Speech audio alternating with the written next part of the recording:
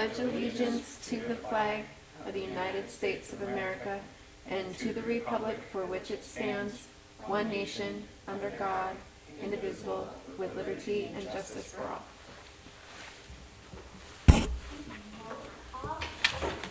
Okay. Member Bicknell. Present. Member Schill. Present. Member Raffinelli. Present. Member Pache. Present. Member Earl and Member Galvan are absent today, and Chair Taylor. Present. Can we have a motion to excuse Member Earl and Member Galvin? Did they request to be excused? They did. Okay. I move to excuse Member Earl and Member Galvin. I'll second that motion. All in favor? Aye. Aye. Aye. Opposed? Motion carries. It is now, the floor is open for public comment. Anyone requesting to speak to the board regarding all items not subject to specific public hearing may come forward at this time. Please state your name and limit comments to 3 minutes. Written comments may be submitted to the clerk prior to the meeting. All right, I don't see anybody. So we're going to move on to consent agenda, the approval of the minutes for the September 10th, 2025 meeting. Is there a motion? If I may interrupt, Oh, Chair. I'm sorry. But I believe you skipped the, is there any late changes to the Oh, I agenda? am so sorry. No, that's Are there okay. any late changes to the agenda? The reason I bring it up, there actually is one. Sorry. Okay. There actually is one, yes. We are actually going to be moving the Pacific Soccer Club to be the first item on the Oh. agenda as opposed to the second. Excellent. Can we have a motion to amend that change? I move to amend the changes to the agenda. I'll second that motion. All right. And all in favor Aye. Aye. Aye. and opposed? And the motion, the agenda will be changed. All right. Thank you, Chair. Moving forward to the consent agenda, is there a motion to approve the minutes from our September 10th, 2025 meeting? I'll motion to approve the minutes from September 10th, 2025. I second it. All in favor Aye. and opposed? All right. We have our first presentation. We're going to move the Pacific Soccer Club, our partnership spotlight. Presenter Corey Crownhart, Park Manager. Wonderful. Thank you so much, Chair and Parks Board. And it's my pleasure tonight to showcase one of our many partnerships with the city that the city has with service providers who help create and round out the Parks and Recreation program for the city of Ridgefield. Tonight, we're talking about what I would say is actually our largest partnership by participants, which is the Pacific Soccer Club. So with that, I will be introducing Ms. Tanya and Greg, who will be able to come up and talk a little bit more about the program overall. But prior to that, let's talk a little bit about recreation programs overall. Let's go to the next slide. So let's talk about direct versus indirect service models for recreation. In the parks and recreation industry, there's of course the physical spaces that we provide for the community, those being trails, parks, and open spaces, places to go play and enjoy. But we also have the mandate of putting together recreational programs for the community. Now, as a city of our size, typically there's not the staffing available to conduct direct service programs, those being running sports leagues with a staff and with a team of individuals with the city who then run those programs. So instead, cities of our size typically have indirect services, wherein we provide the spaces for these activities, but then work with community partners to provide those recreational activities, which is a wonderful opportunity to be prudent with public funds and to kind of put aces in the right places. We're good at creating great spaces and maintaining those spaces, and our service providing partners, such as the Pacific Soccer Club, excel when it comes to providing meaningful and enriching programs for youth in our community. So by alleviating the operational and maintenance burden from our service providers, they can focus in on what they are best at, which is creating well-rounded youth through physical activity in our spaces. So the reason why I bring this up is because next year in 2026, we will be going over the Parks, Recreation, Open Spaces Plan, and we'll be having a big conversation on direct versus indirect services for the community. So part of the reason why we want to bring our partners in is to highlight what we're currently doing, but also to express gratitude for the work that they do in our community. Slide. So let's talk about Civic Soccer Club. You probably have seen them kicking a ball around a field quite a bit here in Ridgefield. Many students participate each year, and they'll talk a little bit more about how many students do participate. Right now, they've got about 52 Ridgefield teams from U5 to U15 age groups, and they had more than 357 total games last year. If you thought the Mariners had a lot of games with their series, just go look at the Pacific Soccer Club.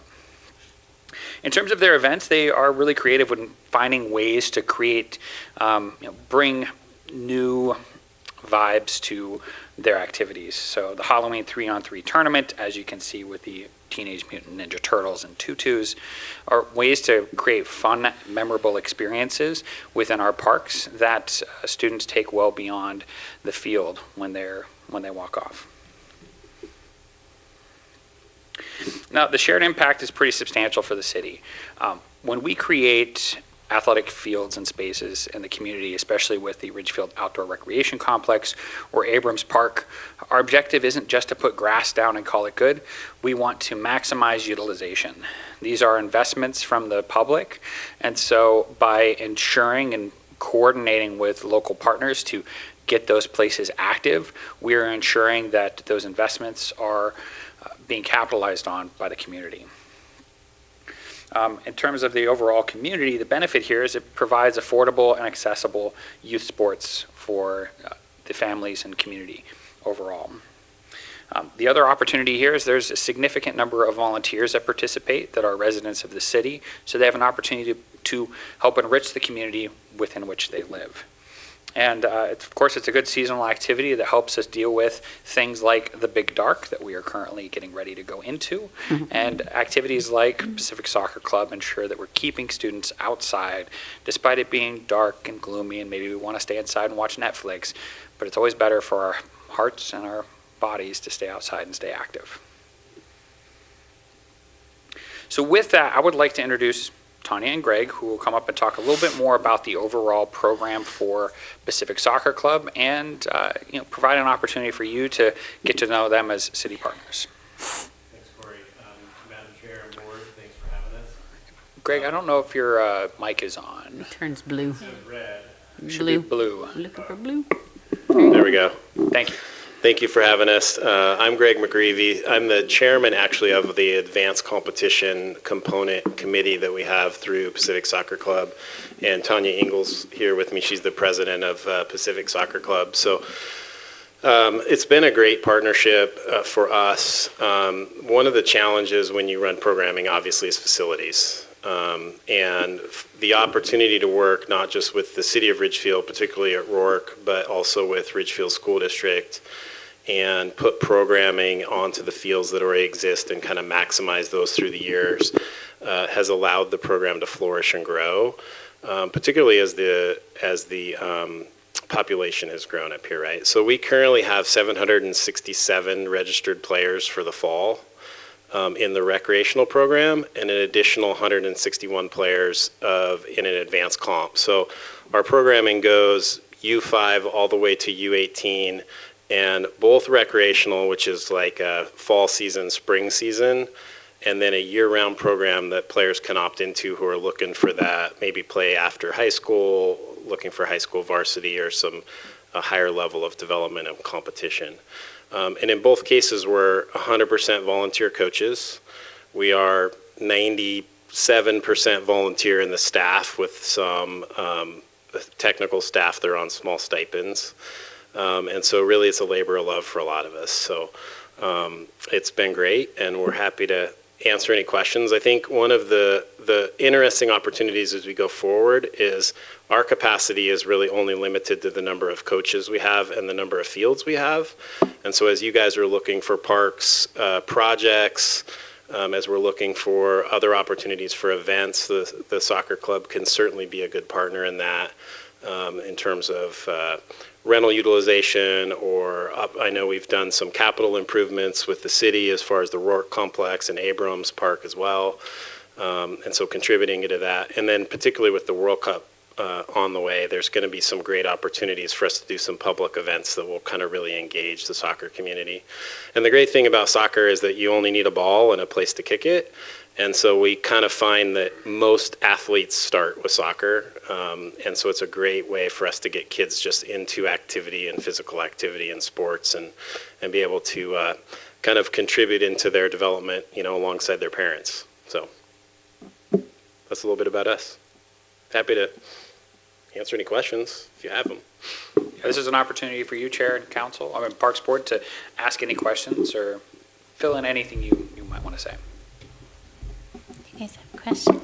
Your members span across all of Clark County, correct? So the numbers I gave you are just Ridgefield. I thought the numbers were very high. I had to Yeah, confirm so that. That's a lot of 767 in Ridgefield, plus 161 advanced comp. In total, we have about 2,600 players across our total alliance, which is Pacific Soccer Club, our Pacific FC level, and then Vancouver West. And so we're representing probably about 40% of all soccer players in Clark County. And at this time, Rourke and Abrams is able to fulfill your capacity needs? It gets tight. It's tight. It gets tight in the fall, where we have a lot of high school sports, and you have a lot of other sports that are important to be there. And so we work really hard with the other sports partners to kind of schedule and navigate that. But yeah, so far so good. We can always use more fields. There's always an opportunity to grow, especially as more people come into the community. And so that's going to be something that we'll really be talking about. And, adding capacity, even just the addition of lights at Rourke helped us a ton, because now we have, More time. 4 or 5 more hours a day that you can use those fields. Yeah. To give you guys an idea, our recreational program. Tanya, if you could you come up to the mic, Yeah. just so that the folks online can hear you? Sorry. Thank you. To give you an idea, our recreational program is Woodland, Ridgefield, List Center, Battleground, Hawkinson, Pleasant Valley. And so every spring and fall, we have anywhere between 1,200 to 1,500 kids in our rec program, with like 300 and some volunteer coaches. So the Ridgefield quantity of that is probably about 46%. We have a huge amount of Ridgefield kiddos. So we have fields for rec in 15 different locations, from Woodland to Battleground. So the ones we utilize in Ridgefield is the Rourke and Abrams for the city fields. And then the school, we have access during our rec seasons to Ridgefield High School and South Ridge and Union Ridge. Am I forgetting anything? I don't think so. Yeah. And our recreational fees, it's just around $100 each season. So that's if you're, I think for the U8 and up, I think the little kids are given T-shirts with their registration that are free of charge. I think that's around $95. So it's about $200 a year for recreational kids to play soccer in our club. For a year-round fee? For a year-round fee, yep, Yeah. about $200. And then, we say it's nice if the kiddos have a ball to bring them out, because then that makes them More balls. want to practice with it at home. But we do provide our coaches with ball bags free of charge, and cones and balls and those kind of things. I do think it's remarkable, the volunteer base that you have for your program, and that you've kept it volunteer base, and you've done that. My children have all been through your soccer program. My daughter's in college now, and I just feel very indebted, not only for the sports program you created, but also the character you build in our young people in our community. Thank you. I appreciate that. We did an analysis at one point, and we calculated we have close to $2 million a year if you just took people's salaries Yep. in volunteer time. So it's pretty exciting. That's extraordinary. I'm just going to give a little shout out, thank you, from the 4th of July committee, because I know that time of year we overtake your soccer fields down in the Abrams Park and try to delicately move your goals without ruining them, and then put them back in time for you to use them. So I know sometimes that can be a scheduling conflict depending on the day the 4th of July lands on, but we do appreciate working with us on that particular holiday every year. Yeah, for sure. Thank you. I have a question online here. Just wanted to thank you very much for the program. I would echo Chair Taylor's comments as my kids entered soccer program 25 years ago, and it was they're long past where Bridget's kids are at, but they remember it fondly. And the volunteerism in Ridgefield has continued on as a testament to the commitment to our kids and our community. But I'm wondering, given that you're here at Parks Board, what are some of the frameworks or facilities that the city could do to provide stability to the program, regardless of the level of volunteerism that's able to be offered up by the community? It's a great question, right? I think grass fields would be pretty significant, particularly on the recreational side where we have the biggest numbers and opportunity to grow. It's sometimes a struggle with just the demands of the school district as they have grown, and so having some ability to access maybe a different grass field kind of complex or places would be excellent. I've always been a proponent of hard court, and I know there's like futsal, which is basically a hard court version of soccer. The Timbers have done some donations where they've put courts places where there's old tennis courts or there's an old parking lot or something, and that can get really great just kind of community utilization to build the culture of the sport around. And they're not very expensive to do. It's really just kind of a hard surface with some permanent goals, futsal like that. So there's some of those things. We're always looking for indoor space in the wintertime in particular, just because it does get rainy and cold and with the little kids. But the biggest deal for us certainly is going to be growing the number of fields we have, both grass and then ultimately turf fields as the program grows and as we get more people around. Could I ask a follow-up on that? The futsal, how does that translate to our typical soccer skills? Because I'm not familiar with futsal. Yeah, it's great. So it's primarily originated in South America, and so it is a no-bounce ball, a smaller ball on a hard surface that still has. It's not like indoor soccer that has kind of hockey boards. It still has an outline. And so it translates really great small space technique, where in South America, most kids play futsal until they're 12, before they really kind of play big-sided soccer. So it's a really great training, kind of additional training. And the club runs a, quote, futsal outdoor on the turf, where we use the small ball and small court Thursdays during the winter time, which is very, very popular. So a lot of teams will use it as supplemental training or a wintertime activity if the kids aren't playing basketball or those kind of things. So yeah, it's really great. And there's both portable or kind of like semi-permanent courts you can get, and then also kind of permanent installations. They're a little bit bigger than a basketball court, so it doesn't take up very much space. But what we found... Have you seen spots around... I'm sorry. Have you seen spots around Ridgefield that you would say, that would be an awesome futsal space? I mean, maybe. I haven't really thought about it. We could certainly identify that, temporarily. If we have a little piece of property out in front of Rourke, that might be good. So, but that would be something we could certainly talk about. If you have a concrete space that is not utilized, that works really well. You can refurbish it. Or it's not very difficult to put courts in. And interestingly, in Vancouver, they've put in, I think, 2 or 3 now in partnership with the Timbers Army. Those get great, just kind of constant use with the community, and they put them into some of in Vancouver into some of their lower income communities, which really they're full all the time. So it's a really just great thing. It's kind of an alternative to a basketball court, which is awesome. Yeah. Can I add Thank you. something about futsal? So our futsal program, I think we've been going on about 11 years that we do it, and we host it since work has been online.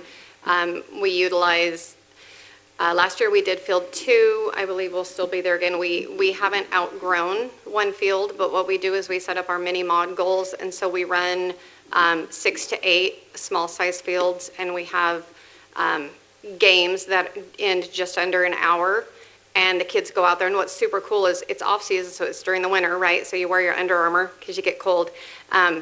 But what's cool is like you can play with your classmates, so it's not necessarily your rec team or your select team that you're out there with. And so we get some, it might be a parent that decides to run a futsal team, and you go out there and every week they play games, and then you get matched up against kids your own age or maybe, a year younger or older than you. And it's a 6-week program. And then also the great thing is we take our local junior refs who've gone through the junior ref program that between us and Van West we host. So it gives them an opportunity to make some money. I show up every week and I write them a check and I cut it and I hand it to them. And so that makes it really nice because those kiddos get to, earn some money on their own helping. And it's fun. The parents are cold. We've talked about maybe utilizing the concession stand at Rourke if we could get that open, to maybe have hot cocoa and coffee for the parents, because it does get really cold because it's in January, February, but it's fun. 25 teams last year. We just opened registration for it this week, and so we'll see how the numbers come in. And then we have one of our select teams, their parents run it, and then they get a proceed of, it's not a moneymaker by any means, because when we pay the refs and we pay the rental fees and the lights, and then we pay our teams to go out there and set it up and do the scheduling. But we've had a really good response, kind of like the Halloween 4v4s. We had a couple teams last year and the year before that they showed up and blow up dinosaur arms for the Halloween ones, and it's so funny to see them run around kicking a ball in there. Yeah, so it's a blast, and then there's candy and all the things. So. Well, and I think just as kind of speaking to indirect services, right? Because what we do is soccer, we're very committed to growing the culture around the game, and soccer is very much a game worldwide that is built around culture, and so it's an opportunity when you have kind of, focused organizations that are running those programs on behalf of the city and to the benefit of the city folks, that we can really do some cool things, because we're basically only chartered to kind of focus on how do we build the culture of soccer, how do we get more kids interested in it, how do we keep them in it longer, where we have, most kids leave sports when they're in preteen or early teens, 12 to 14, and so how do we do those things that kind of keep interest, and it's been good. It's been a good partnership. No, I want to say thank you too. My kids are in your guys' club right now in Vancouver, so I appreciate what you guys are doing, getting volunteers out there. Thanks. Does anybody else have anything? Chair, if I might add, Yes. From a city staff perspective, this has been a really great partnership for the city, they definitely make our job at the city makes it very easy to have great folks to work with. Yeah, that's wonderful. It's such a good partnership. Thank you guys so much for coming. Thank you. Thank you. All right, our next presentation is the 2020 Parks, Recreation, and Open Space Plan Overview. Mr. Crownhart. Wonderful. Thank you, Chair and Parks Board. I will apologize in advance because I'm probably going to be very giddy about this conversation, because the Parks, Recreation, and Open Spaces Plan is easily the most exciting thing in my mind. Reason being is because it really provides a framework for where we can go in terms of parks, recreation, and open spaces for our community. So today, our objective really is to review and talk a little bit about the 2020 PROS plan, as it's affectionately called. Talk about what is a PROS plan, what does it do, what does it not do. Talk a little bit about what have been some of the outcomes or challenges that came from our 2020 PROS plan, and where you might see that reflected in our community, and then set the stage for what 2026 may look like when it comes to our PROS plan update, which will be a big part of that. So my objective tonight is that, one, I get to talk about the PROS plan. but more importantly, to give you all an opportunity to understand what is the PROS plan, what is it, and what might it be for this upcoming year, so that as you're enjoying our community and parks over the next few months, you can kind of start having that in the back of your head as we get into January, February, March, when we start kicking off the project for this next year. So with that, what is a PROS plan? Besides being Corey's favorite document, it's really a strategic roadmap.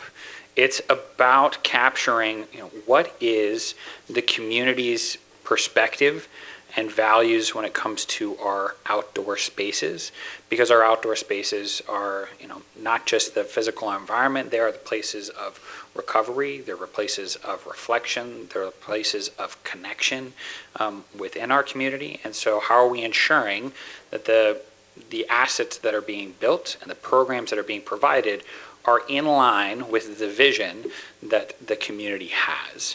So the PROS plan is really about trying to capture that snapshot from the community of what is it that you want, what is it that you need, what are your aspirations of what this could be, and then condense that down into a plan that then Parks Board and Council can utilize as a tool when we start looking at budgets over the next 6 years. And that's the timeline that a PROS plan is typically put together for. Some of the legal components of the PROS plan is that it's really part of the city's overall comprehensive plan for the city. You've probably seen the Envision 2045 project that's been going on with the community to help capture what the goals and community expectations are for the overall city, and this is a component of that. With that, this is a plan that's typically put together by every municipality within the state of Washington. Anybody who's wanting to go after state or federal dollars needs to have a comprehensive plan in place in order to qualify for those funds. So what does a PROS plan do? Well, first off, it's not a mandate. It's really a reflection. It captures what the community values most about our parks, recreation, and open spaces, and translates those values into a roadmap, like I had said before.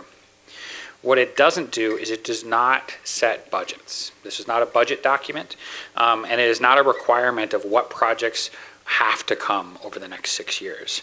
Instead, what it tells us is what should we do? What should come out of this? What does the community want to see in our spaces? And it helps provide a lens through which council, Parks Board, and staff can look at opportunities that might come down the line.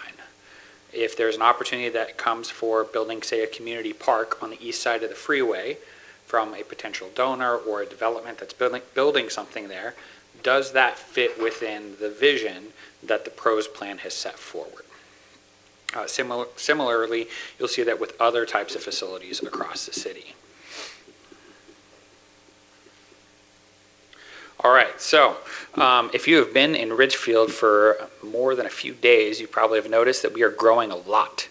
So since 2020, we have expanded quite a bit. We've moved from about 9,000 residents to over 15,000. We're close to, I think, 16 or 17 at this point. And that's about a 70% increase over that six-year period. On the parks operations and maintenance side, that has meant moving from $600,000 in operations a year to $1.3 million a year. We're essentially doubling our overall budget. So lots more staff, lots more things to take care of. And of course, things have become more expensive because of supply chains and COVID. All of those components are important. But more importantly is looking at what were the priorities of the community back in 2019? What are the priorities as we're leading into 2026? And then thinking about what might be those priorities later in 2032 when the 2026 PROS plan will be coming to a close. In 2019, it was a fast growing community, and so the pressure was really put on those physical spaces. How are we ensuring that we are building the spaces that are needed for the community? As we're stepping into 2025 and 2026, the system is starting to mature, and we've had a lot more conversations about interconnectivity between those assets. In 2032, the conversation may shift from not just what assets do we have and how are they connected, but how are we helping these spaces come to life? So those are recreational activities. Those are more partnerships with different sports leagues or more sports leagues. That is events. That is culture and history that we can have reflected back to us, whether that be in our roundabouts or in our parks. Those are components that you can consider being part of this PROS plan as we move into the future. And to keep in mind that we're going to be around 20,000 residents around 2030, 2032. So those are things to keep in mind as we're kind of stepping into this next year. Okay, so let's talk about what actually came out of the 2020 PROS plan. You probably have noticed that there is a functioning splash pad in the community, and we also have a pump track that has, as of yesterday, been officially paved. If you haven't got a chance to go take a look at it, it is not open for the public yet, but it is paved. And we've acquired a variety of properties across the community, such as Storybook Hollow and Greeley Farms over the past 6 years. These things didn't just come out of thin air. Each of these were specified in some form in the 2020's PROS plan. Oh, we can go back to that. What wasn't specified in the PROS plan was specifically what it would be. The PROS plan states that the city should be looking into some sort of aquatics facility of some type for the community. And the way that was manifested was in the development of the Overlook Park splash pad. But the PROS plan didn't specify that it should be an overlook. It didn't specify that it should be a splash pad. It just said an aquatics facility. And with that knowledge, council then went that direction towards the splash pad. Similarly, there was a press for alternative sports facilities, such as a updated skate park or a pump track. So a pump track was pressed forward as an opportunity, and that's one reason why you see it funded for this current year. And then finally, there's land acquisition, really focusing in on where are those places in the community that we have service gaps, and how do we ensure that we are helping fulfill those gaps. Two of those large gaps that were identified in 2020 were North Pioneer in the close to just north of Pioneer Canyon neighborhood to install a community, some sort of community park in that area. That's why Storybook Hollow, a new 18-acre park, was a priority when the developer came into that space. Additionally, there was a desire for a community park on the east side of the freeway, which is where Greeley Farms came into fruition. So these things don't just happen because of just wild hair ideas that we might have. A lot of them come from the comprehensive plan and this PROS plan. So as you step into 2026, you can take the time to think that how might you want to set up that framework that future leaders or even current leaders can utilize to help create the space and the parks and recreation system of Ridgefield that you so and the community desires. Any questions about those? Do you guys have any questions? A lot of that information was gathered through like our roundtables that we used to have and the live surveys. We didn't call them roundtables. What did we call them before when we had them come in? We'd have live. Open house? Just open houses. Yeah, but we did. The PROS plan from 2020 was conducted. We hired a consultant who came in and did open houses, similar to what we've done with the master with the plans. little notepads and the stickers and the dots and all those. So a lot of this information and the fruition of this came from a lot of those open houses, correct? Yes, and that'll be the similar work that's done next year. Okay.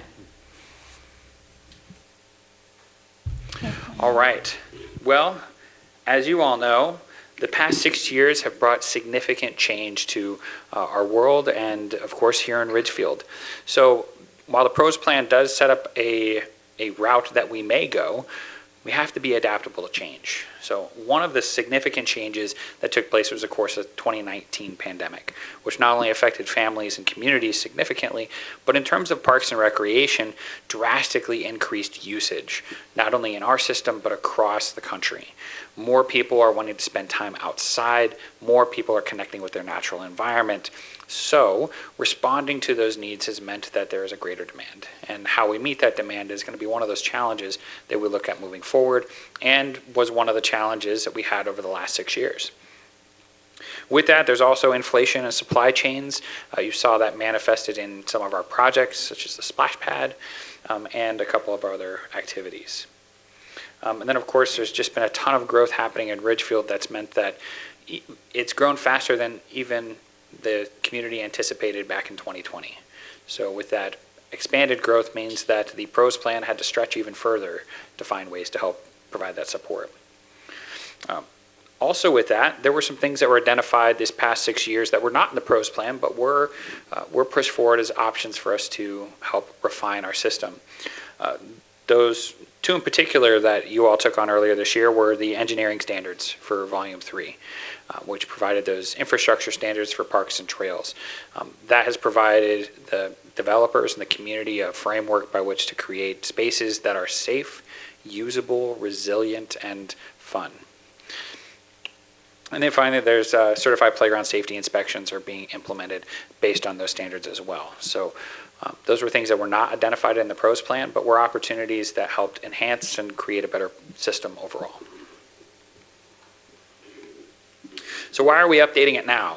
Well, the PROS plan has a 6-year expiration date. So after 6 years, it does have to be updated in order for the city to remain eligible for RCO or recreational conservation RCO grants with the state so that we can fund many of our projects in the community. But more importantly, it's an opportunity to reflect the community as it is now. There's been a lot of change in the past 6 years, and we want to make sure that every resident, whether they've been here for 50 years or one day, gets an opportunity to have a say in what their parks and recreation system looks like. So that'll be an opportunity for us as we step into this next year. All right, so what could a 2026 PROS plan look like? Obviously, this is going to come down to what the community wants, what city leaders want, and what Parks Board is looking at. Some of the big things that we've been hearing a lot from the community are things like trail connectivity. How are we ensuring that we are planning a trail system that is connected and identifying those small segments that might need to be prioritized to ensure greater connectivity? Exploring recreational programs and engagements. So looking at our city events, looking at our city recreational programs, looking at our partnerships and considering what are those activities that the community would like to see more of. To do an assessment of our condition and the life cycle for our parks and trails assets. For example, there are 3 playgrounds up in the Heron Ridge neighborhood that were all installed in 2025. These playgrounds have a 20-year life cycle and are just about at the end of that. Member Schill. Oh, sorry, 2005. My apologies. They were installed in 2005, and they're all reaching the end of their life cycle. They present a significant amount of operational maintenance, and we'll want to start considering how are we going to replace some of those assets across the city. We'll need to start considering things like sustainable revenue or fee frameworks for our parks and recreation system, especially as we're growing, to 1, maximize utilization, and 2, to help maintain these spaces. Equity and accessibility mapping. So taking a look at our service area in the community and saying, what's the distance, the average distance to a community park for residents in our city, and how are we ensuring that that is equitably spaced throughout it? And then finally, looking at community engagement and storytelling. How are we utilizing our parks and trails to help tell the story of Ridgefield? How do we hold on to the past reflected in our present so that our future can move forward in a positive light?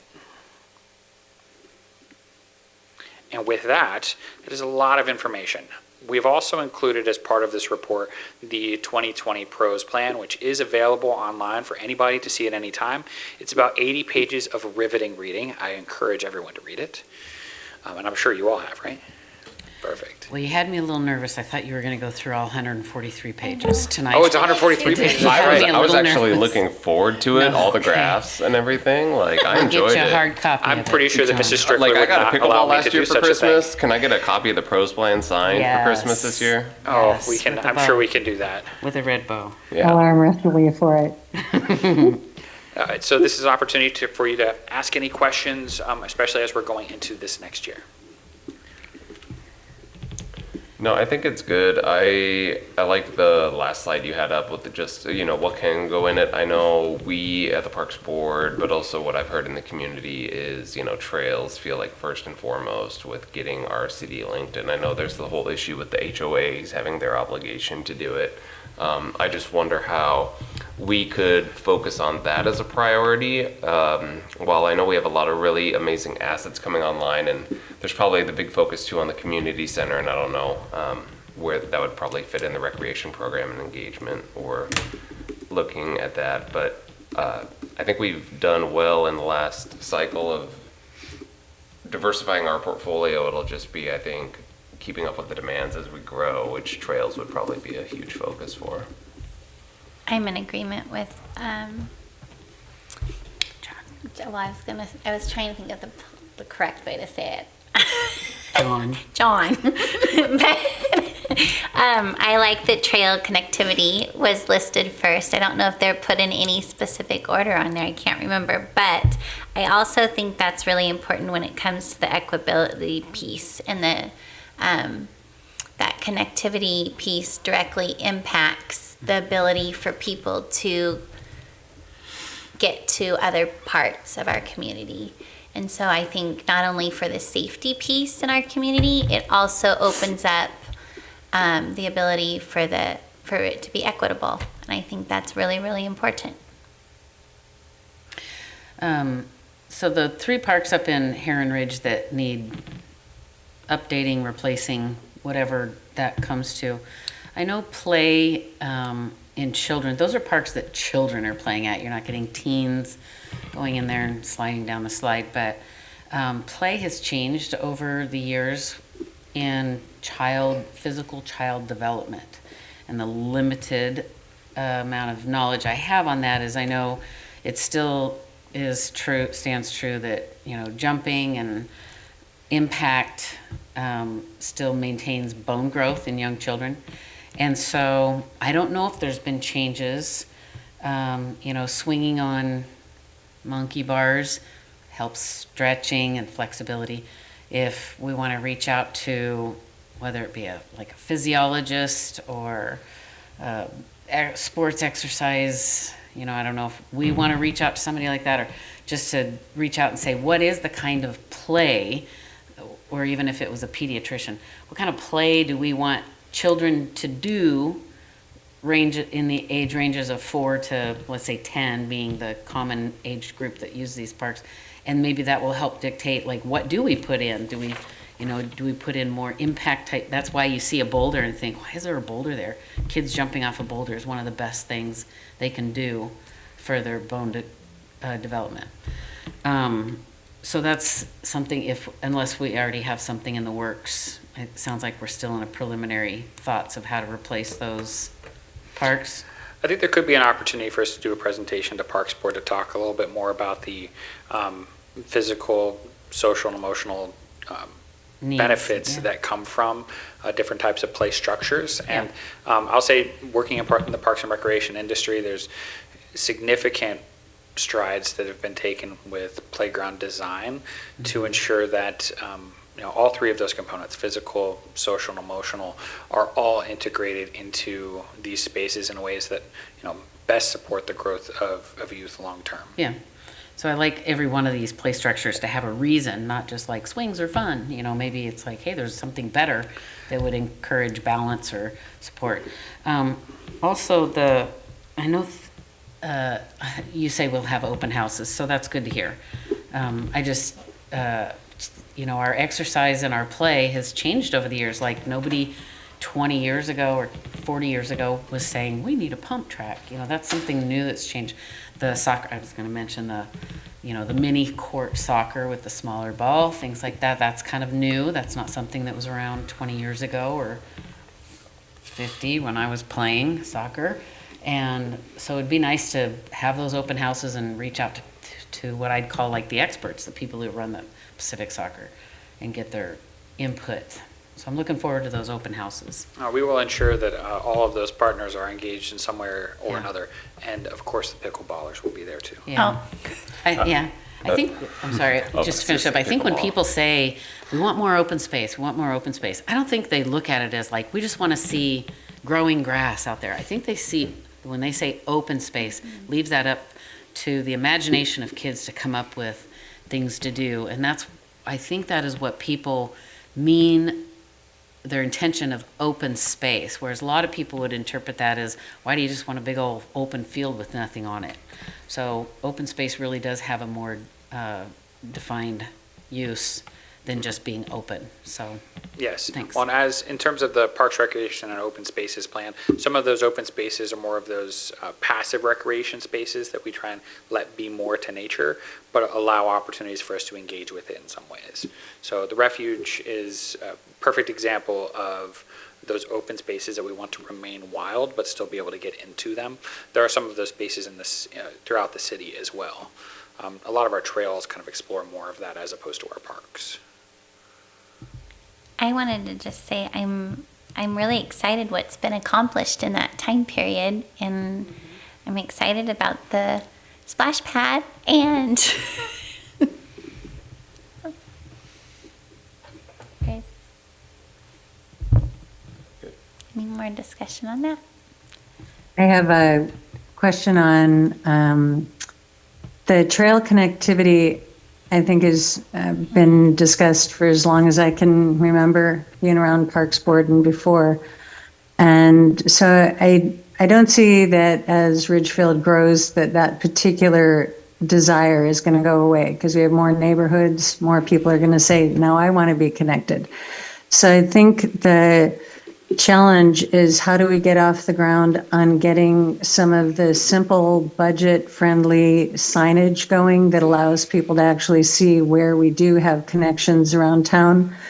And my recent time in Lexington, Massachusetts, it's a small city of about 35,000 people, and it hasn't grown tremendously, although the Boston area has grown a lot. But one of the things that Lexington has done very well is just accept the fact that they don't have the budget to connect everything in the way people might think of connectivity.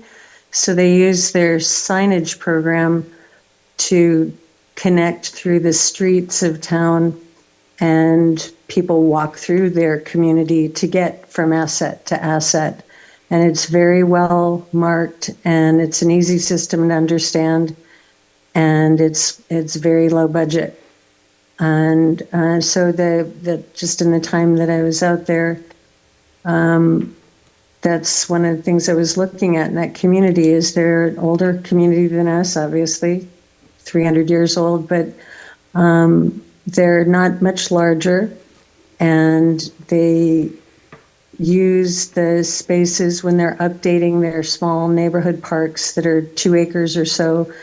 They have one area where there's a baseball field in the corner, a basketball court in the corner. There's a trail that connects one, kitty corner from one end of the park to the other. They've got the kids' playground it's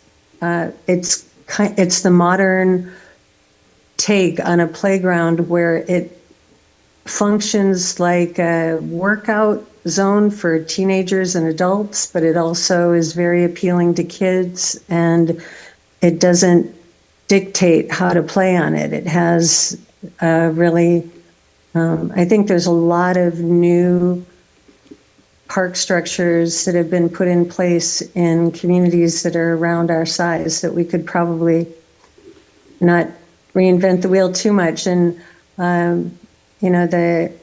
the idea of doing a little reconnaissance in our neck of the woods here, I think that might be an interesting thing. I would be open to being tasked with that if that was something that the city asked of us as parks folks, so to go out and take pictures and get a real feel for these spaces that are newer.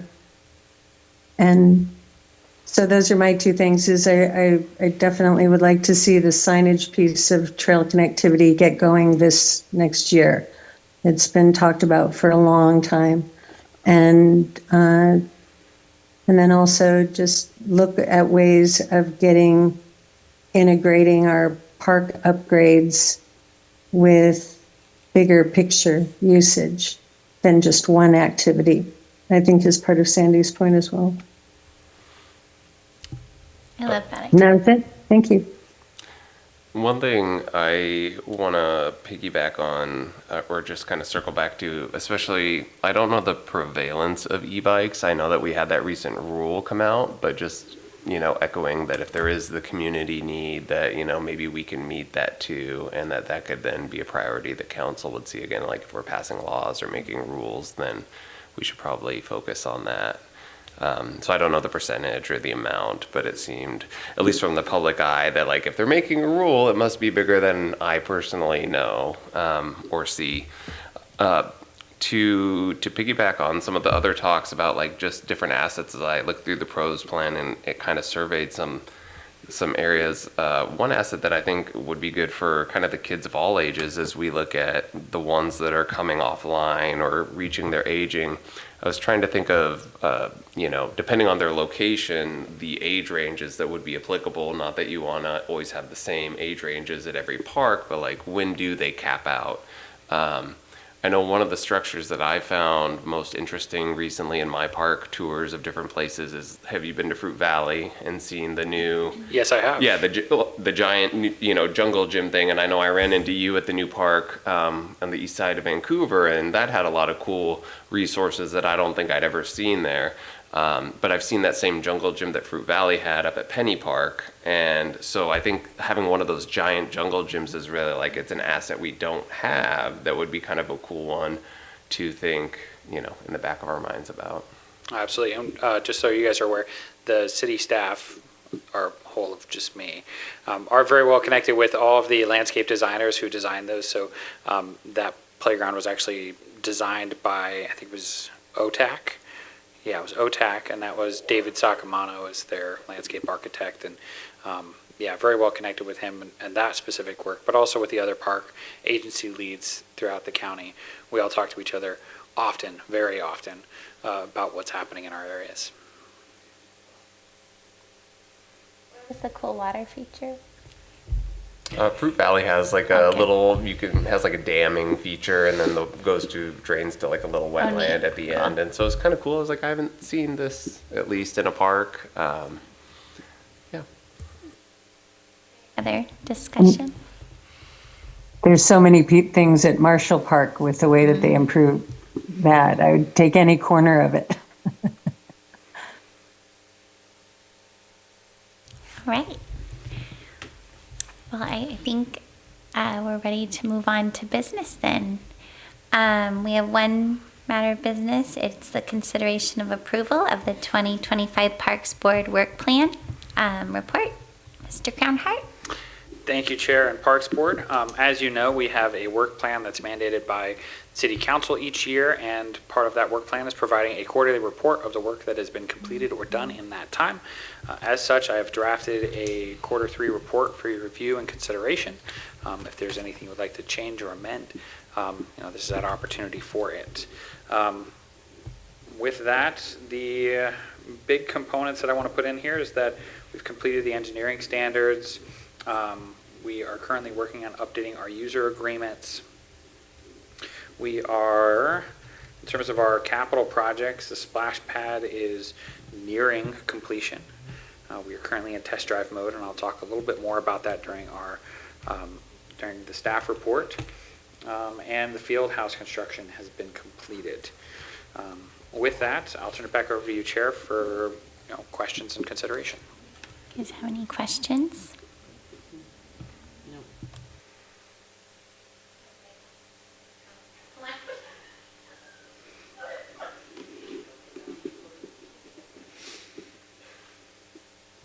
Right. If there is no further discussion, is there a motion for approval? I motion to approve the 2025 Parks Board Work Plan Q3 report as is. Is there a second? I second it. All in favor? Aye. Aye. Opposed? And the motion carries. All right, we're now to public comment. Anyone requesting to speak to the board regarding all items not subject to the specific public hearing may come forward at this time. Please state your name and limit comments to 3 minutes. Written comments may be submitted to the clerk prior to the meeting. All right. Nope. All right, and staff reports. Thank you, Chair and Parks Board. A couple of updates I have for you. Some council activity to start. On September 25th at their public meeting, City Council had an agenda item for the establishment of a youth commission. I want to give you an update on that because we had member Galvin is not here today. She is currently at CISPIS volunteering with other community members and students in our community. And the experiment of youth engagement is expanding. So the Youth Commission has been approved by council and is currently seeking applicants to be on that youth commission. I do know that their topic of consideration for this next year is actually going to be e-bikes. So very timely comment, member Raffinelli. So that'll be one thing that's coming through. I also want to give you an update. At the October 2nd study session, City Council has started considering the budget for 2026, including personnel, initiatives, and capital projects, which includes a number of parks activities as well. So I encourage anybody in the public, please jump online and you can read any of those things later. I believe in November is when we get an opportunity to see those. A couple of things to keep you updated on. You've probably noticed that we have made a splash. You're welcome. To see it more than one day in a row was exciting. Yeah, that was. You think you were excited? I bet. We were very, very pleased to see that during the 3 weeks that we had the splash pad operating with water coming up and it was fenced off, at that time we were ensuring that all of the public health and safety mechanisms were functioning, and indeed they were. At which point, on October 1st, we decided it would be appropriate for us to bring the fence down and to allow us to do what we're calling test drive mode. I want to assure you that it is an absolutely safe system as it operates. It's a recirculating system, which means that it's continuously monitoring the chemistry of the water. And if it does ever come out of the readings that we have set in place for it, it shuts itself off. And we have already proved through our testing that it does do that. So please rest assured that you can partake and enjoy the splash pad in a safe and meaningful manner. What this test drive allows us to do is test out our operations and maintenance procedures. What happens if it shuts off? How do we test it every single day? Which we are required to test it every single morning before it opens to the public. So you may see me down there at 8 o'clock every day testing it until we get our operations and maintenance team up to speed. We also have to enter the vault at least once a week to do regular maintenance, such as recharging the chlorinator with more chlorine tablets, or backwashing the filter, or cleaning out screening baskets, all of those other components. The only thing I ask is that, as the public is partaking, please practice your recreation safely, have fun, make sure that you're always monitoring your children if they're in those spaces, and enjoy the space. But most importantly, if you have feedback, please provide it. We want to know what we're doing well, and we want to know how we can make this better. It's a test drive for us, but it's also a test drive for the community. And so I am happy to say that it is looking very promising at this point. Is there going to be like an official grand opening dedication? Because I bet a lot of people would be excited for that. I have already been pressing that we're going to pull out all the stops. Yeah. That grand opening will likely take place this spring when we open it for the 2026 season. Our permit for operating only allows us to operate until October 31st. We will actually not be operating it on Halloween. We're going to close it on the 30th, just to be safe. So to reiterate, it is open now to the public. It is open now to the public. And if is the water going to be on daily or only weather dependent? Right now, the splash pad will be open daily from 10 a.m. until dusk, every day, between now and October 30th. So if we want to go out for a polar bear spray.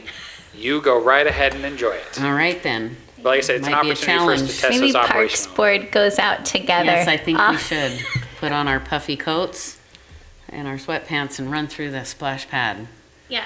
That would be, I think we need a city calendar and like all volunteer the Parks Board. We can go do that as our shoot. You all have fun with that. Can we? Okay. Can it be color coded? Beth is Can we in. put like green coloring in it for like St. Patty's Day or anything? Or would that We have mess up actually the started system? talking about things like that. Now, the operational permit only allows us to operate from May 1st until October okay. 31st. So Red, white, and blue. You know. some of those components Orange. we could, are all things that can be considered. Sputter Day, Yeah. orange, fall, yes. All right. With that, other things to give you an update on. Boyce Park Phase 1 construction is nearing completion. It should be done by the end of this week. We have officially paved the pump track. If you get a chance to drive out and take a look at it, it's pretty darn cool. I haven't ridden on it yet, but I'm planning on riding on it tomorrow as a small test. With that, we're excited to open this up for the public. We are holding a WAVE event, which is a city council initiative that is welcoming, accessible, visible, and engaging, is the acronym, on October 15th from 4 to 6 o'clock. I believe I sent you all an invitation for that already. City council will be out there, and we're inviting those in the neighborhood to please come out, check out the space, ask any questions you might have a cup of hot cocoa and some ice cream, I believe is what we're going to have there. And we will be welcoming Outer Rim Bicycles will be coming out as well. And they have some pro riders who are going to come out and do a demonstration. So we're excited to engage a local small business in this space as well. The caretaker house is preparing for demolition. It will, demolition should be starting mid to late next week. But I do want to take a moment and just recognize the history that this space has provided. Many of our caretakers who have taken care of this spectacular park for the city have resided in this space. And so as it is coming down, we want to make sure that we're recognizing that commitment and service. So we'll be tearing the space down and providing more parkland for the community. During that time, there'll be some trail closures, so be on the lookout online. Question about that. Yes. I've been told that it's been altered slightly, that the storage unit is going to remain. The storage unit will remain. The one that is on the east side of the house that's being demolished. Yes, Fantastic. that is correct. So I have not received, or the 4th of July committee has not received a notice to evict. That is correct. Great, So you'll be able to stay in that space. thank you. Cool. Storybook Thank Hollow. Storybook Hollow is under construction right now. We were anticipating an open date in November, or in October actually, but the developer has hit some delays, so we're not expecting that to be complete until December. We're considering whether or not we want to do a grand opening in December, or if we want to do more of a grand opening in the spring. City's still considering those components. However, if you do get a chance to drive by the construction site, there are some very cool assets out there. For example, there is a very old redwood tree that was taken down that has now been carved into some wood benches, custom made for our park. They're beautiful, lovely, and we're going to litter those throughout the space. There's also a number of cedar trees that were saved when the bridge was installed, and those cedar trees have been cleaned up and they'll be utilized as part of the natural playground area. It's wonderful to see a tree that grew in that area continuing to serve the community in that area. So we're very excited for that kind of story part of the park. The Ridgefield Community and Recreation Center is nearing 90% design, so we are working with the architects on what it may look like, and we're starting to work on permitting and potential construction in 2026. Right now, the city staff are working on the capital campaign components, or how do we raise the money for the facility, and 2, how do we operate and maintain a facility of this size with the city, whether that be through contract or by city staff. So we're exploring those options, and we'll be presenting more of those to City Council and Parks Board in 2026. And then finally, the Clark County Parks Futures Task Force, which we have great relationships with Clark County Parks and Vancouver Parks, Camas Parks, Washougal, La Center, Yacolt, all of these communities are coming together to have conversations about what the future funding opportunities exist for parks. Councilmember Davis will be representing the city of Ridgefield, and those meetings will start next week. I'll be sure to keep you up to date on how those conversations go. What's coming next? In November, we're going to have Ridgefield Little League come in and talk about their partnership with the city. And we'll talk about the capital facilities plan and our pending master plans that we currently have kind of on the shelf ready to build, so we can have those top of mind as we go into 2026 for the pros plan. And then in December, we'll talk about the Parks Board work plan for 2026. Finally, my Get Outside message. Halloween candy is everywhere, and kids love to have candy, or adults love to have candy. Please make sure that you're picking up after yourselves and not leaving small pieces of trash places. We want to make sure that we're keeping our trails and our parks clean and safe. That's all that I have. Any questions from Parks Board? What's your favorite candy? Oh, it's definitely like the fast break Reese's. Those are like, Ms. Strickler knows, it's like my favorite. Reese's peanut butter cup. Yeah. Yeah, me too. Quick question about the pool. I just like to keep getting confirmation on this. Pool is part of the initial plan at the Yes. community center. Yes. Do you know whether it will be regulation length, like 6 lanes, that would be able to hold swim competition? It would be of the appropriate size to host high school level High school competition. level competition. Perfect. We have in conversations with the architects and the plans that have been presented. Yes, that is to be. I'm getting part of that question specifically, and I just want to keep asking to make sure it's still within the plans. Absolutely. Thank you. Does anybody else have anything to share or ask? All right. With that, our meeting is adjourned at 7:37.